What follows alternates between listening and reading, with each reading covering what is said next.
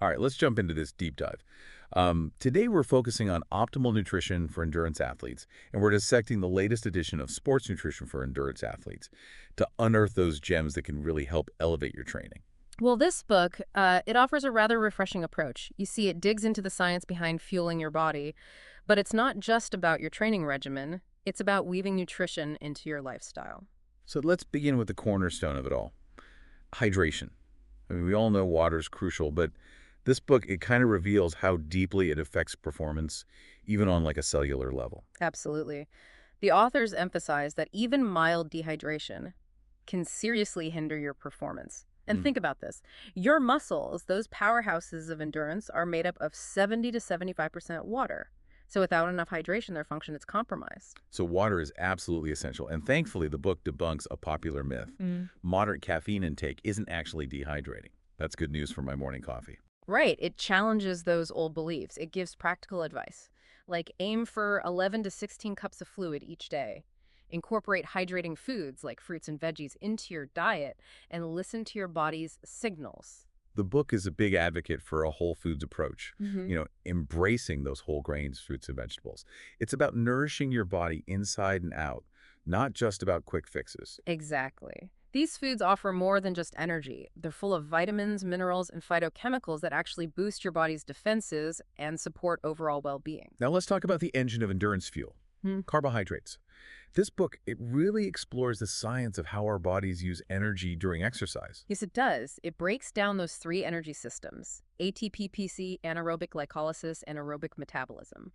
Each of these systems dominates at different exercise intensities. And get this, carbohydrates are the main fuel source for all three. So keeping those carbohydrate stores topped up is super important. But there's a catch. Our bodies, they have a limited capacity to store them, so we need to replenish them constantly. The book makes a clear distinction between liver glycogen, your short-term fuel reserve, and muscle glycogen, the one that powers those longer efforts. Understanding this difference is crucial to optimizing your carbohydrate intake. And this leads us to the practical question. How do we figure out our individual needs? The book, it lays out a really great roadmap. It's like having a personal nutrition coach right there in your hands. It does. It breaks down the elements that make up your daily energy needs, your resting metabolic rate, or RMR, essentially the energy your body uses when it's at rest. Then there's the energy used during your daily activities, and of course, your training. And if you're someone who loves concrete examples, the book outlines a simplified method for calculating those training calorie needs using calorie expenditure per minute for different activities like running, cycling, swimming. It covers it all. This personalized approach, it ensures that you're fueling properly for your specific training demands, not just relying on some generic recommendations.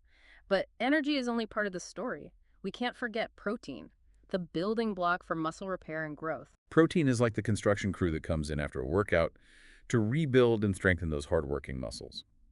And the book really sheds light on the science behind it. It explains the difference between those essential and non-essential amino acids and why they matter for athletes. The authors really stress the importance of timing.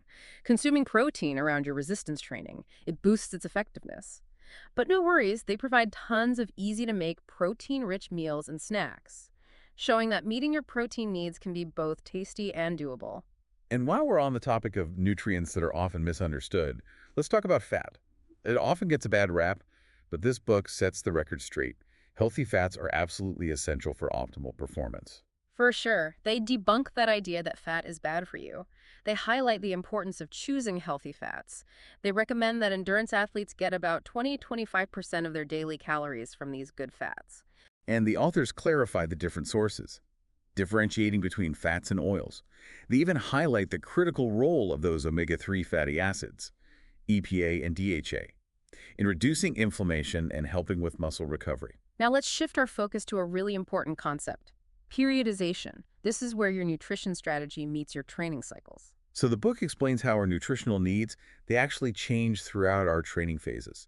It's like tailoring our fuel to match what each training block requires. Right. They outline the three main training cycles: the base, build, and competition phases, and they illustrate how our nutritional focus should shift within each of those phases. To really bring this concept to life, they introduce us to Jack, a triathlete who dynamically adjusts his carbohydrate intake based on his training volume and intensity. This approach ensures you're always fueling optimally, maximizing your performance across every single phase of your training. But what happens when the training's done and it's time to hit the starting line? We have to talk about pre-race nutrition and hydration, that crucial element for success on race day. Absolutely. The book provides a strategic plan for pre-race prep. They really emphasize the importance of practicing your pre-race meal and hydration plan during your training. This helps minimize the chance of any unexpected issues on race day. It's like a dress rehearsal for your gut. They also cover carbohydrate loading, a safe and effective strategy to max out your energy stores before those big events, and they highlight the importance of monitoring your urine color. It's a reliable indicator of your hydration status.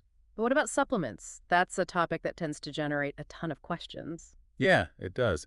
The book takes a cautious stance on supplements. They stress how important it is to verify the legality, effectiveness, safety, and purity of any supplement before you even think about taking it. It's a jungle out there. Mhm. And this book provides a much-needed compass. They remind us that a lot of popular supplements, they just don't have that scientific backing.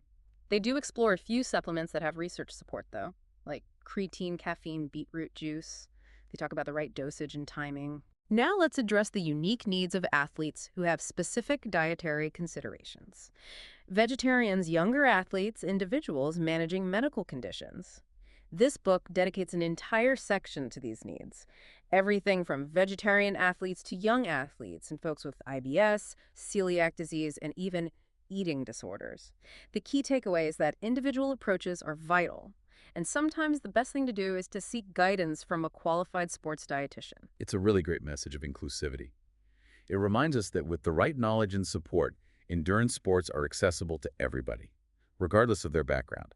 And speaking of support, the book provides advice on the sensitive topic of eating disorders, offering resources for both athletes and their support systems. It is vital to encourage open conversations about eating disorders and ensure that anyone struggling has access to the help they need. Well, we've covered a lot in this first part, from the basics of hydration and whole foods to the strategic aspects of preparing for a race and navigating the world of supplements. We've delved into the complexities of macronutrients, explored the concept of periodization.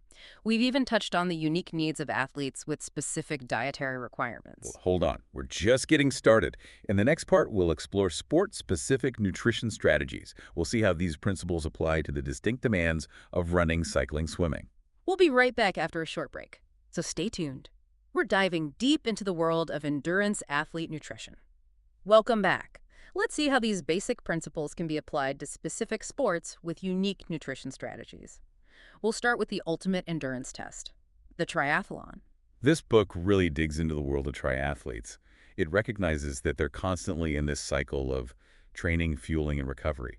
It's a triathlon in itself. It is, and the authors emphasize that triathletes really need to master the timing of their meals and snacks amidst all those back-to-back workouts. Of course, hydration's crucial, particularly during those long, grueling bike rides. The book even recommends practicing drinking while cycling, to get good at handling those bottles during races. Right, and they offer this practical tip for long-course triathlons. Get to know the drinks and products that are offered on the course before race day. No surprises. Smart. And they give some specific pre-race nutrition guidelines tailored for triathletes. Everything from carbohydrate loading to staying hydrated. They even tackle common problems like muscle cramps, offering solutions to prevent them from ruining your race.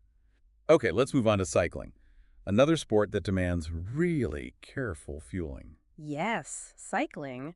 The book highlights how calorie needs for cyclists can really vary, depending on factors like their riding style and how intense their training is. It also emphasizes the dangers of not eating enough during those long rides. You know how it can slow down recovery and ultimately hurt your performance? Imagine hitting the wall during a race because you didn't fuel up properly. It'd be like running out of gas in the middle of nowhere. And the authors, they even get into strategies for cycling in cold weather, recommending warm drinks and foods to keep your energy levels up and fight off the chill. Of course, numb fingers don't exactly make for smooth gear changes, and for competitive cyclists, the book outlines detailed nutrition plans specifically designed for different training cycles, ensuring they're fueling right throughout the season. Now, we can't forget about those who hit the pavement, the runners. Definitely not. The book emphasizes the importance of fueling up even before those early morning runs. reinforcing that idea that not eating enough can really sabotage your efforts. Absolutely. They provide this comprehensive guide to hydration and fueling during those long runs and races, focusing on striking that perfect balance between replacing what you lose through sweat meeting your carb needs and maintaining that electrolyte balance. And the book brings up a really important point. Overdrinking, especially when you're not sweating that much, can lead to hyponatremia, which can actually be dangerous. Proper hydration, it's all about finding that right balance. Exactly. For marathon runners, they provide detailed guidelines for carbohydrate loading to make sure your energy stores are maxed out before those 26.2 miles. And they remind runners to practice their pre-race meal plan, emphasizing how important it is to be familiar with what you're eating and not experiment on race day. Okay, let's switch gears to a sport that often gets overlooked in the endurance world, swimming. Ah, swimming. Even though swimmers are in the water, they still sweat. The authors highlight the need to stay hydrated during those tough training sessions, Hmm. especially in heated pools. It is fascinating, right? That's why Yeah. even in the water, it's really important to stay hydrated during those intense workouts, Yeah. especially in those warm pools. And for collegiate swimmers, the book gives tips on navigating those nutritional minefields that are campus dining halls, helping them fuel their workouts without gaining that dreaded freshman 15. It's like a crash course in making healthy choices when you're surrounded by temptations. It is. They also provide guidance for more specialized areas, like long-distance swimming, tailoring their advice to the specific needs of swimmers who push those boundaries of aquatic endurance. But let's move beyond sport-specific advice for a moment. Let's talk about some universal challenges that athletes often face. One question that comes up a lot is whether vegetarian athletes can get all the nutrients they need without eating meat. Right. The book tackles that head on, offering detailed guidance for vegetarian athletes, highlighting those key nutrients like protein, iron, zinc, vitamin B12, calcium, vitamin D, emphasizing the need for careful food choices to make sure they're getting enough of everything. It busts that myth that you can't perform athletically on a plant-based diet. It does. It showcases the power of smart planning and those nutrient-packed plant-based meals that meet the demands of training and recovery. Now let's turn our attention to those rising stars, the young athletes. The book dedicates an entire section to the unique needs of young athletes, stressing the importance of calcium for bone development, especially during those critical growth years. It also addresses a topic that's often neglected: proper hydration for young athletes. Their bodies regulate temperature differently compared to adults. It's a really valuable resource for parents and coaches, giving them the knowledge they need to guide those young athletes towards a healthy and successful path in athletics. And speaking of paths, what about athletes dealing with health challenges like IBS or celiac disease?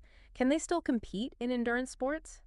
The book offers reassurance. It dedicates a whole chapter to these specific considerations. It covers things like IBS and food sensitivities, celiac disease, and even eating disorders. It shows that endurance sports are inclusive, welcoming everyone regardless of their health background. It's a great message of inclusivity. It is, and they provide a roadmap for athletes to navigate these challenges, showing that with the right knowledge and the right support, anyone can pursue their athletic goals. Now let's dive into some more advanced training strategies. Have you ever heard of fat loading? Fat loading, is that like a less popular version of carb loading? Not quite. It's a strategy that focuses on improving your body's ability to use fat as fuel when you're exercising. The book explores the science behind fat loading and the ketogenic diet, outlining both the potential benefits and the drawbacks.